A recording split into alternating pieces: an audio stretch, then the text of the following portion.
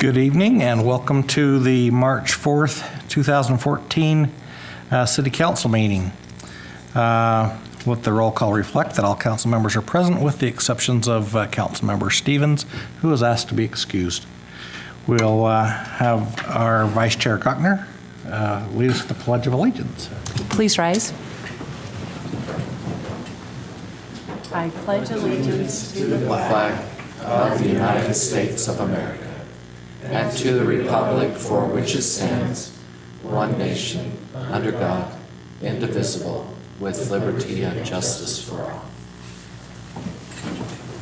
Thank you. We'll now observe a moment of silence.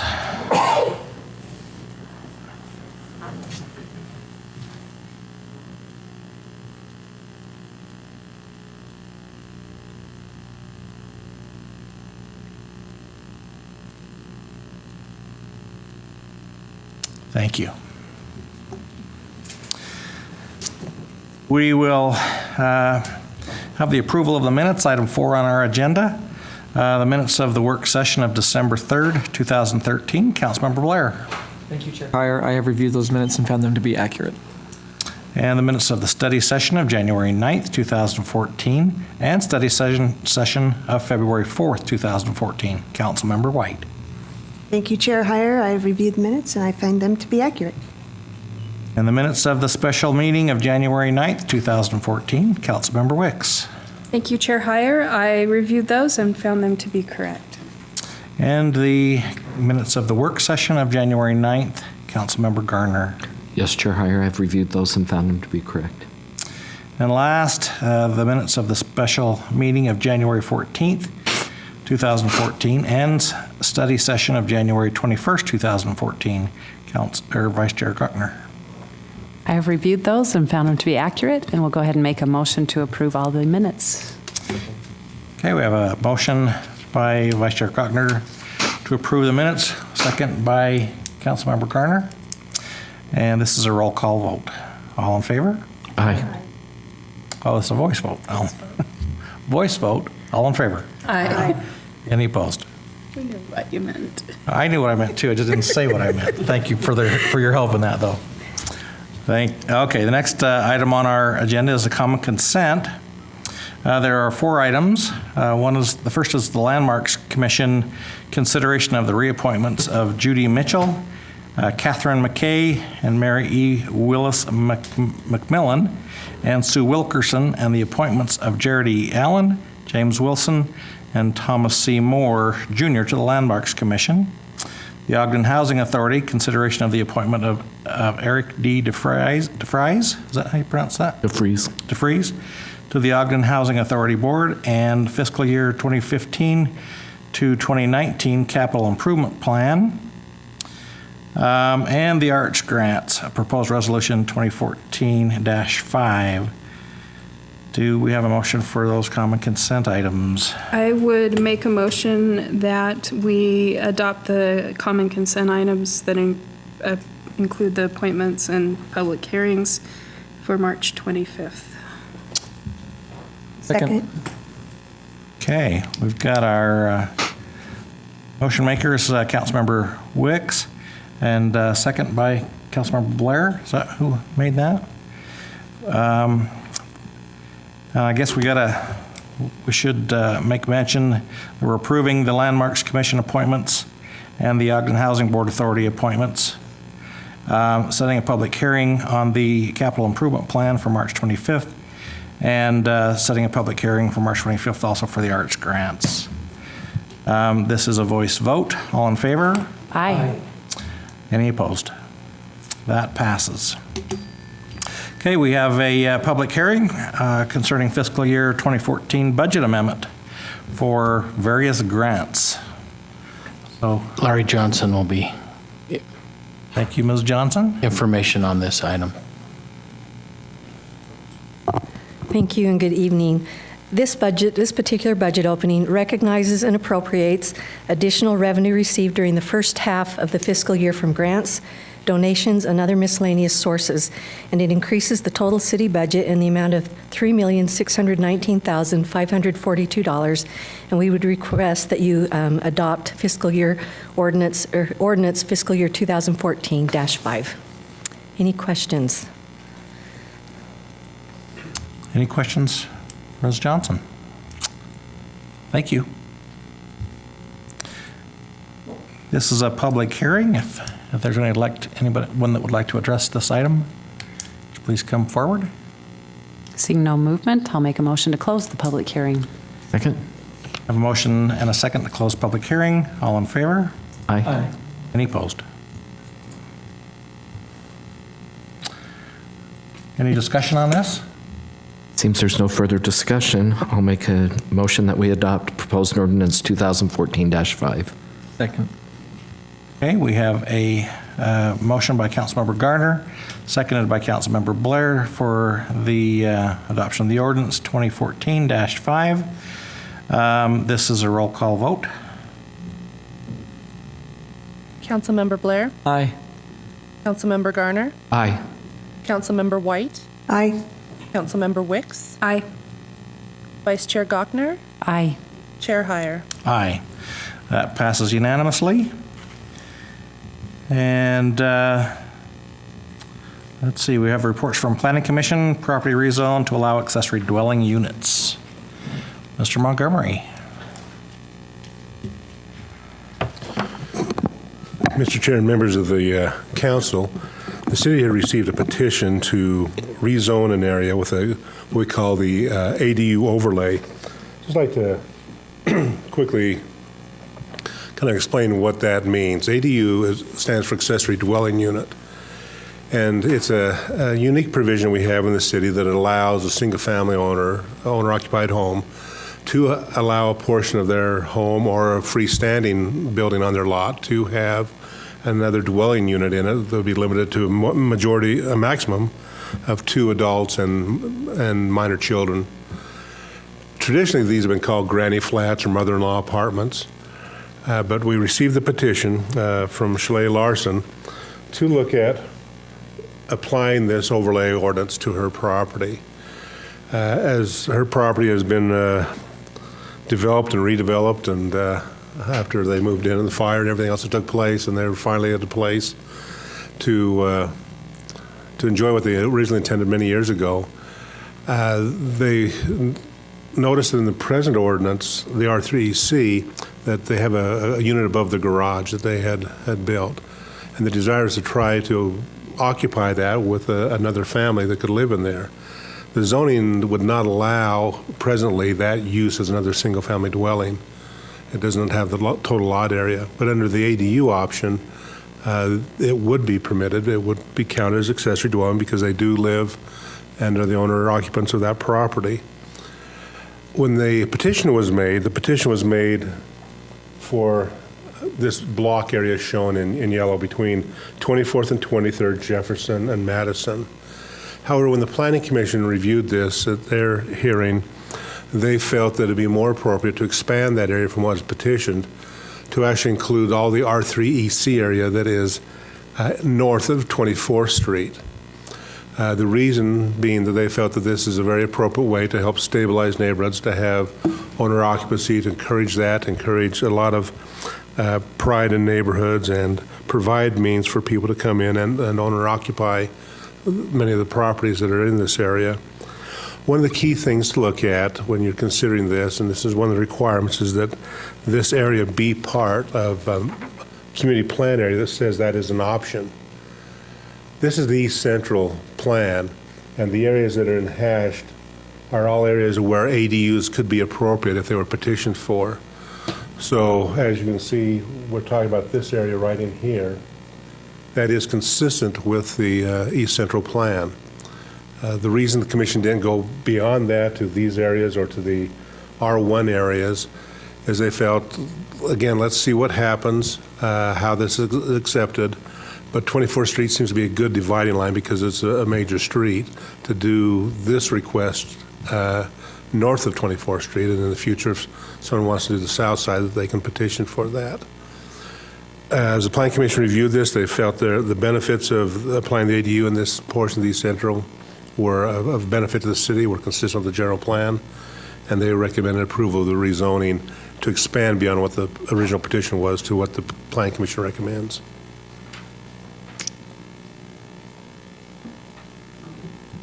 Any questions?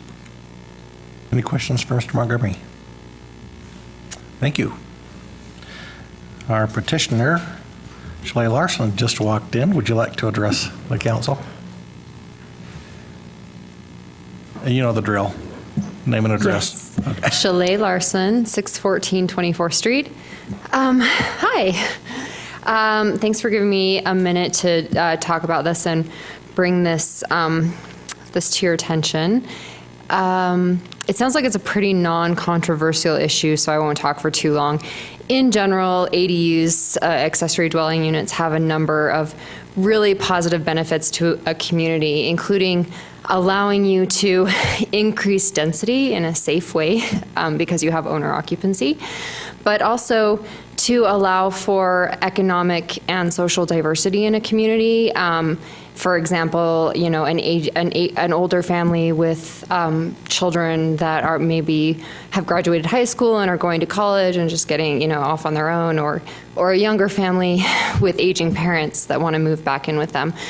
There's a lot of options other than just economic. But on the economic side, especially in our neighborhood, there's a lot of older historic homes that require a lot of maintenance, and there's a lot of expense there.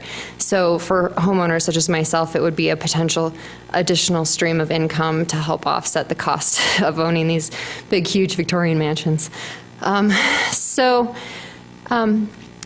in general, I think they're a pretty good thing, and they have been successful in other communities, and I definitely think that the potential benefits far outweigh any potential risks involved. Any questions? So I'm just curious, you're well-connected in your neighborhood. How many other people do you think will do this or take advantage of this? It just depends on, the individual lot and house configurations. But I think I've talked to a lot of my neighbors about it, and they're really positive about the idea. I don't know, obviously converting either a part of your house or, you know, a space above your garage isn't something that's you know, an option for a lot of people. So it's really just a case-by-case basis. We have our lot is basically used to be 2 lots. It used to be, there was a twin house to ours that was on the lot next door, and when that at some point in history was torn down or burnt down, I'm not sure the history of it, but was absorbed by our lot. So our lot's fairly big, and so we built a detached garage, leaving space above it to put a granny flat apartment, which is a very neo-traditional sort of thing to do. So, the second question I have is, what about parking? What will you do with? The parking requirements would fall to the same requirements, right? So if you don't have the off-street parking, then it also prohibits you from having it. So. Any other questions? Shelley, your petition was well prepared and gave us some great information. Thank you. Oh, well, So one that's of all my great. questions for Mr. Montgomery, you know, that he may help with this too, is there's been some discussion of expanding this more throughout the city for those homes that meet this requirement. Maybe you can touch on that. And thanks, Shelley. Well, maybe I could have Shelley be an advocate for that also. When the Planning Commission first looked at this concept several years ago, and originally it was looked at back in 2001, when we looked at downzoning the R2 and reducing the amount of duplexes that could occur. It was first discussed back there, but when the commission actually made their recommendation to the council a few years ago, their recommendation actually did include the idea that make it citywide. I know there was concern at that time from the council about this new concept and how would it be received. So the direction the council gave at that time is that we'll try it on a case-by-case petition basis. And so we've looked at 2 areas so far, just north of Weber State and also just south of the old McKay-D site. Those are 2 areas that have petitioned to have this take place. This is the 3rd one now. So I think as far as the planners would look at it, we feel it's appropriate in all zones because most of us know people in our neighborhoods who are doing it already. And again, it makes sense in terms of stability and of owner occupancy to allow this type of option and to be an incentive, again, to keep owner occupancy in the city. So. When you mentioned it's appropriate for all, maybe for all zones, but we still have some guidelines that they have to yes, meet. yes. The guidelines are really directed to make sure that it does what it's intended to do. It's something you have to renew each year, show that this is your primary residence, this is where you live. The ADU unit has certain square footage requirements. It's limited, as I said, to 2 adults. It doesn't follow the traditional family definition. It says 2 adults with or without their minor children. So it puts some restrictions on that. The parking, as was just touched on here, you've got to be able to park those cars on your lot, but not expand your lot to make it look different from the single-family style that it had before you applied for the ADU. So we do have those regulations in place that are required for them to. Not everyone can do it. Bedroom units, for example, if it's in a basement, you'd have to make the windows to be egress windows for bedrooms that are building code items. And so there are things that have to be done if someone's considering doing this. Thank you. I think that's just good information for us to know. Thank you. Well, and I think it adds stability to neighborhoods because you enable people to have funds maybe through, not everybody needs a huge house, but they may like those huge old houses, and it gives them a chance to make it work for them, and it also makes it so that the housing works across the lifespan of the family too. I agree, and as Shalay mentioned, it just gives you that opportunity. As your family grows, you can expand back into or invest back into your property and make it where you still want to stay in the community. Yeah, and as far as the parking goes, I don't have any concerns. You may have more cars parked in front of a house with a couple teenagers than you would a house with, couples. 2 couples living on that same lot. So I don't think it's much of a concern. So in the future, maybe we can look at this and talk about throughout the city. I would agree. I think it makes a lot of sense.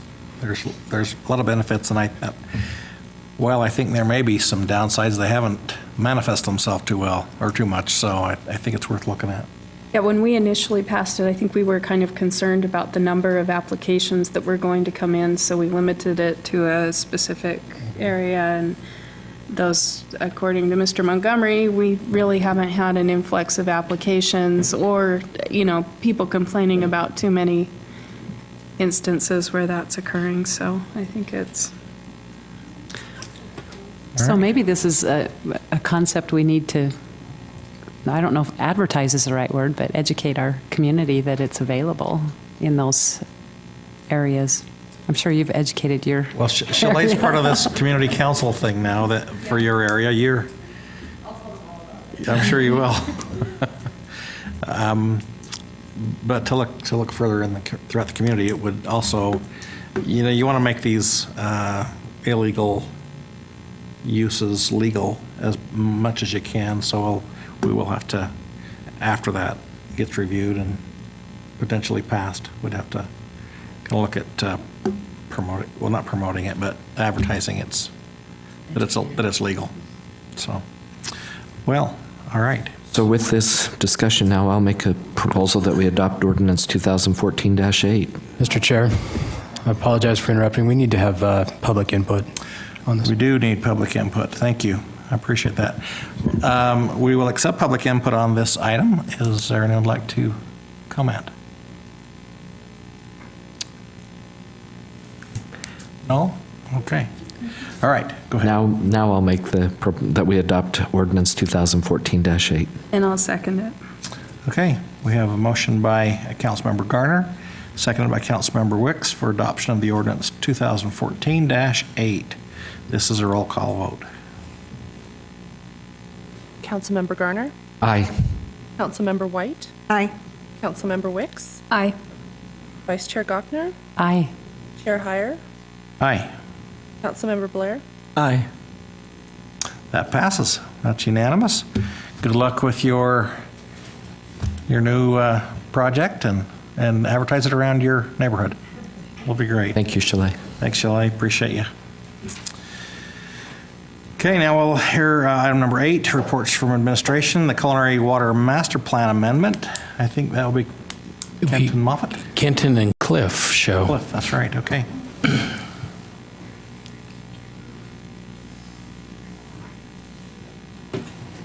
Not a big red dog, though. Chair Heyer, members of the council, Mr. Johnson, it's a pleasure to be before you today to present the update to the Culinary Master Plan. This was originally adopted back in 2011, and this update stems from some data that was within the water utility that was not readily available at the time that the original master plan was completed. We have a crew that's dedicated solely to fixing leaks through the city, and all day, every day, and sometimes into the night. That's what they do, is they repair lines. And they had accumulated a lot of data over the years, but it hadn't been in a format that we could use. So back in 2012, we started getting this data put into GIS format and put it into a format that we could analyze and make some more educated calls on how we spent our money and where the needs were. So the majority of this update stems from that data and how we've interpreted it, and so we've invited Cliff Linford here with Sunrise tonight to present the nuts and bolts of this update to us. So thank you. Thanks, Kenton, and again, I appreciate the opportunity to present this master plan update. As Kenton mentioned, really without his staff and his workers putting this information together, this report would not be possible. It really took a couple of years of his staff putting all this information together to be able to do this analysis. It's important to step back a little bit and look at the original water master plan and how it was formed and how it was put together. Within this water master plan, we put together a hydraulic model which we were able to analyze the system. We were able to analyze source and storage projects, fire flow pressure, pressure redundancy, and we also had the age of the system available to us at that point, which we compiled for age and leak type projects because it is an older system that does require a lot of maintenance. And as you can see, the category of age was a significant portion of the water master plan. Over $128 million of the total master plan was related just to the age of the system. And what we felt like we needed to do as Kenton compiled the leak information was to further identify these projects. Because as you remember, we based the original analysis on what's called a pipe survivability curve. There's cast iron pipe, ductile iron pipe has been around long enough that there is a significant history on how long these pipes will last in the ground. AWWA has published a publication where they've published this pipe survival curve. Knowing the age of the system, but yet not knowing the leaks in the original master plan, we applied the statistical analysis to your system to come up with the $128 million figure. Again, it was a very good method for budgeting purposes. However, it does not identify the specific areas which need to be replaced. And that's what the intent of this study was to do, was to actually identify these areas. So as Kenton mentioned, most of this information came from the repairs and waterline breaks that they've replaced in the last 15 years. The data comes from basically 2011 on, and it compiles all the water main breaks and all the water lateral breaks that has happened in the city. We were able, through GIS and the water model, to input these locations into the water model and analyze which areas are more significantly impacted by the condition of the pipe. May I ask a question? Mm-hmm. I'm sorry to interrupt. How do you, these little Band-Aid deals that you're showing here, mm-hmm. How many of those on a length of pipe do you tolerate before you say that pipe's gone? It really depends on the size of the water main and the condition of the leak. But each repair is somewhat different, but it costs around $10,000 to $15,000 on average per repair. And obviously, as you Band-Aid a water line in this condition, you're shutting off the water main and turning the water main back on, creating pressure issues. So what happens a lot of times in these old mains, when they're deteriorated to a point where you're starting to replace or have multiple breaks, each time you repair the line, sometimes it causes another break down the line. But usually if you're about 5 to 6 breaks in 1,000 feet, you need to really start looking at the condition of the pipe. That's what I was looking for. So. Thank you.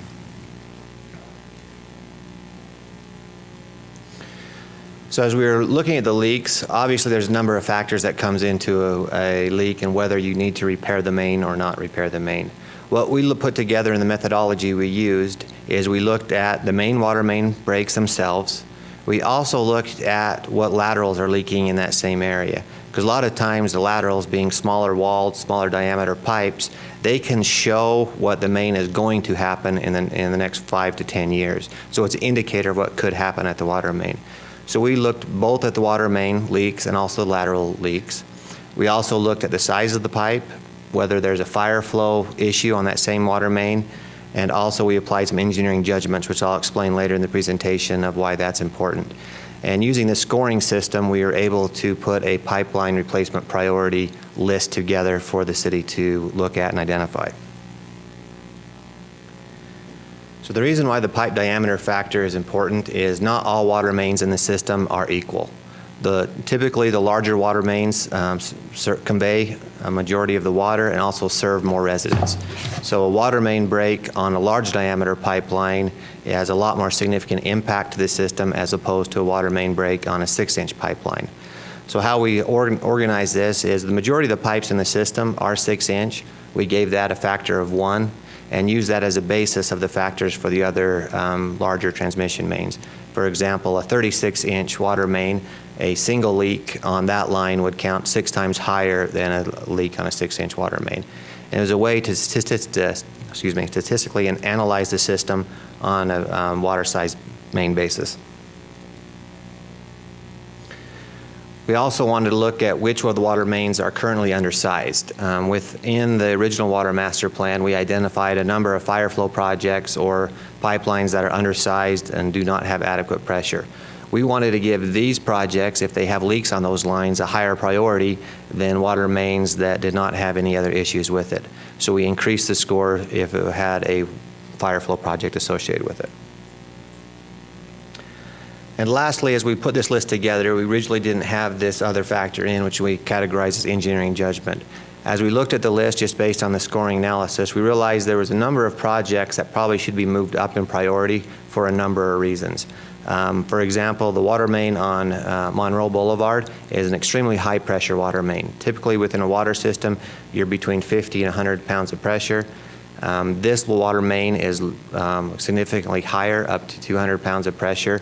Subsequently, if that water main breaks, it causes quite a bit more damage than a smaller water main under lower pressure. Another example of what we'd use engineering judgment for it is if the water main is in a high volume street. Water break under Harrison Boulevard costs a lot more to repair than a water break elsewhere. We also looked at what the number of feeding connections the water main produces, and we added an engineering judgment priority factor to that to move a few projects around to fit more of the critical projects. Did we also look at street projects that are coming up, maybe with UDOT or with the city, to figure out if it made sense to address issues with the pipes while they had the streets torn up anyway? Specifically for this amendment, we did not. However, the city has the ability to move projects around as if the street's being reconstructed separately. And we would definitely recommend that as well, that because a lot of the costs associated with installing a new water main is the surface improvements, the asphalt, and everything else associated with it. So if a water main is in poor condition and there is a street reconstruction project going on at the same time, we would definitely recommend prioritizing that project. But we haven't done that with the list of projects. No, not in the priority, no.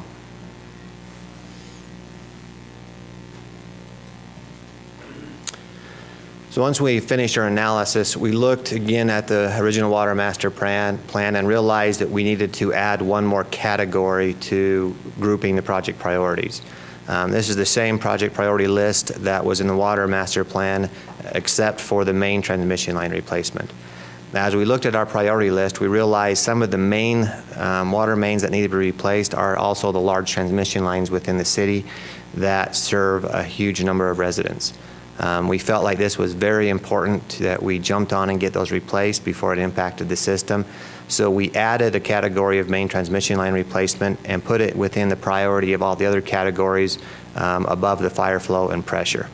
And as you can see, the results of that and the CIP, which we'll discuss more in detail now, of what impact that made.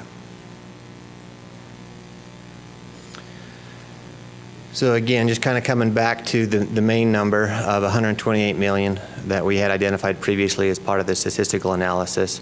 The water main leak analysis was actually very successful in the fact that we were able to identify 57% of these projects into actual lines identified and prioritized, which was a very good result. As mentioned previously, in the statistical analysis, we used, the pipe survival rate. And using the pipe survival rate and just looking at the statistical analysis of it, and the results of that with the age of the system was that in the 5-year plan, the city would need to replace $8.2 million per year of water mains. In the 10-year plan, that reduced to 1.7. In the 40-year plan, that was 3.2 million. And in the original master plan, we looked at this, and this did not carry forward into the original CIP projects because we felt that that was too much of a burden on the water rates, and we tried to equalize that out a little bit more. So in the original CIP master plan, we reduced that to 3.6 million evenly throughout the CIPs. But as we identified the actual water mains that need to be replaced, we realized that we really need to move forward some of these projects because it impacts a large amount of citizens and it's very critical to the water distribution system. So we kind of fell back more to the original statistical analysis in presenting the 5- and 10-year plans on this amendment update. The result of that, as you can see, in the old 5-year CIP, it was a total of $25 million, but that also included $9.8 million for the Ogden water treatment plant. Since the 2012 study, the Ogden treatment plant is funded, so that portion of the dollar amount has been taken out. I do want to point out there is 2 projects within this that was not part of the leak analysis, and that is the Wheeler Creek diversion site and the Pineview well improvements. These 2 projects came about as we were amending the CIP. There was another consultant that was looking at the Wheeler Creek diversion and the Pineview well field at the same time that we were completing the water master plan. Their studies were not complete by the time the water master plan was complete, so they were not included in the original water master plan update. But since we were doing an amendment to the plan and doing the CIP update, we brought those forward by the recommendation of the other consultants. It is important to point out as well that both these projects were included as part of the rate study that Lewis and Young has completed for you. So while it is somewhat of a change in the amendment, it did not impact the rate study. But as you can see, the majority of the change is we're bringing forward a lot of monies for the pipeline replacement project, the main water main transmission lines that need to be replaced of the $12 million. In the 10-year plan, you see a significant increase as well, from 18 million to 44 million. The majority of this actually came about on the 36-inch Canyon pipeline project. As we've replaced the 24-inch main down the canyon the last couple of years, we realized what critical condition those 2 water mains are for us. And we knew the 24-inch was in bad shape, but as we tore it up and replaced it, we didn't realize how bad of a shape it was in, which really gave us, I guess, more of a motivation to replace the 36-inch pipeline. So we moved that project forward. And lastly, because I want to point out as well, the overall dollar amount associated with the original Water Master Plan has not changed.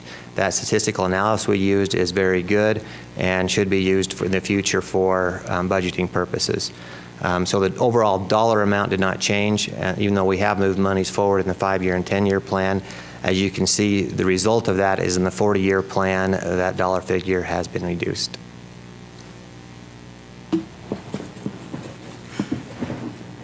So in conclusion, we did make a fairly large change in the capital improvement plan, specifically on the priorities.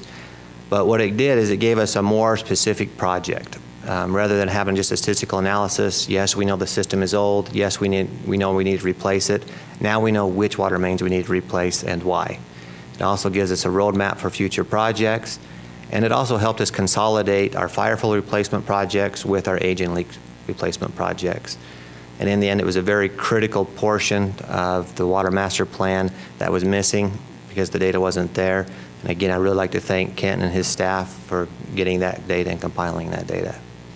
I know we went over a lot of information fairly quickly, so answer any questions that you have. Questions for Mr. Linford? How often do you update the study?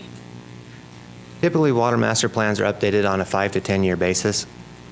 However, and this is a little bit quicker than normal, but because the information became available through Kent's staff's effort, we updated this on a little quicker timeline. However, most water master plans, they're living documents. They change on a year-to-year basis and should be updated on a small basis every year. Pretty confident about the priority at this point. Is that looking good to you? And I guess maybe I'm asking, what chance is there that you're going to be caught with something that you didn't expect? Is there? There's always that chance with water mains, being that underground, and we can't assess the condition of them on a daily basis. However, based on the data that we have and the number of leaks on the pipes, we're fairly confident, especially on the 5-year plan, that these are the projects that we need to attack. And beyond 5 years, things change quite dramatically, and things could change beyond that point. But So you're comfortable that this is going to kind of keep us caught up with the emergencies or whatever, the most critical projects first, and then moving ahead on these other ones, so we're not. I've just heard you say in the past that you kind of felt like maybe we're a little behind the power curve on the replacement of this stuff, and definitely, and this will definitely hit the more critical items. And I'm not saying that there may be an item that we don't know about at this point, but it'll definitely hit our most critical items. Thank you. Thank you. All right. Chair Hire? Yes. I'm sorry, if I could just, for the record, clarify that the administration has requested a substitute addendum, so it's different from what was in the packet that was published on Friday to you and to the public. So there's a substitute addendum that includes one additional project in the 5-year plan, which is the Pineview well improvements. And so that would also require a substitute resolution that includes an updated date on that technical addendum. If there's no further discussion, I will take a stab at that. I'll go ahead and make a motion that we adopt a substitute resolution 2014-4 with the technical addendums included. Substitute technical addendum and the G, what is it? Appendix G. Appendix and new G. Appendix G. Very well done. I will second that. All right, we have a motion by Vice Chair Gochner and a second by Councilmember Blair to adopt this resolution 2014-4 with substitute Appendix G and technical addendum. And this is a roll call vote. Councilmember White? Aye. Councilmember Wicks? No. Councilmember Blair? Aye. Councilmember Garner? Aye. Vice Chair Gochner? Aye. Chair Hire? Aye, that passes. I'll give the reason for my no vote. I just think that maybe this isn't as comprehensive as it should be, and some of my questions still haven't been answered. I don't feel good that we have not prioritized projects while looking at potential street projects in this. We still haven't got a really good answer about how much cash on hand we have with the water utility. We still have unspent money from the previous bond. If there are really these urgent infrastructure projects, you think we would have spent that already. There are a lot of reasons why I think we should take a closer look at this. So that's the reason for my no vote. And before you go on, I guess on that discussion that you had with Councilmember Wicks, could we request that maybe there is some coordination with the street reconstruction and the pipe replacement? We do that. And in fact, as we're working on one right now for 24th Street, because UDOT's going to come in and redo 24th Street, and I've seen emails where we're working on right now to go in and redo the infrastructure underneath 24th Street's pretty old, so we're going to go redo it before they redo the road. So we're pretty good at doing that. We don't always know exactly which projects are going to land on UDOT's list. And so to do it 5 years in advance, we don't know those that far in advance, but we are very good at trying to make sure we get the roads done. And we meaning these guys over here. All right, thank you. It's now time for public comments. This is an opportunity to address the council regarding your concerns or ideas. Is there anyone who'd like to have public comment? As you're coming up, please state your name and address for the record, and limit your comments to 3 minutes. My name is Adele Simon, and I live at 2042 Jackson Avenue here. I just have some questions actually on the thing that we were just talking about. The Pine View water wells, is that the Pine View water, the secondary water that comes through? That's a different. That is not. Are they in charge of that as well? Or is that a different? It's a separate utility. It is Okay, separate. I wanted to clarify what that was. So I just saw it on here, and I'm kind of new to the area, so I saw Pine View. So, thank you. And there are people here that can explain the separation. I mean, these guys are experts. Who does the secondary water. And help you understand why you don't have it. I do have it. I'm you very do blessed. have it? Yes. Cool. We love that we didn't have it before, and we were like, wow, this is nice. Oh, sweet. Okay. Yeah, we were just curious. Thank you. That's the expert if you want to talk. Thank you. Is there anyone else? All right. Comments from administration? Nothing tonight, thank you. Other council members? All right. We'll look for a motion to adjourn. So moved. A motion and a second for adjournment. This is voice vote. All in favor? As a reminder, there is a work session that will be held immediately following the council meeting. And the purpose of the work session has many purposes: to receive information from the Ogden Weber Convention and Visitors Bureau, the 23rd Street pedestrian corridor, fiscal year 2014 budget amendment, and council business.